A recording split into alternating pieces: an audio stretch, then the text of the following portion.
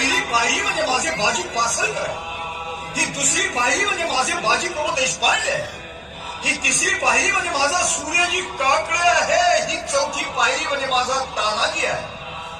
हे सारे वीर स्वराज्यासाठी मरे पावले, म्हणूनच मला या सिंहासनाच्या पायऱ्या चढता येत आहे.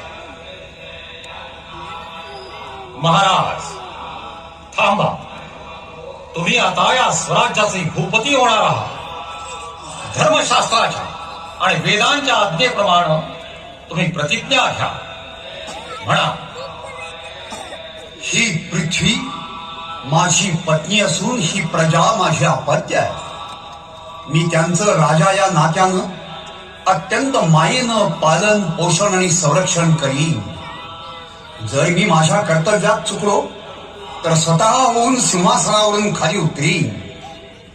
जर माझं दुर्लक्ष झालं तर माझा राजपुरोहित माझ्या मस्तकावर धर्मदंडानं प्रहार करीन आणि मी धर्माज्ञा म्हणून सिंहासनावरून उतरीन आणि राज्य त्याग करून निघून जाईन.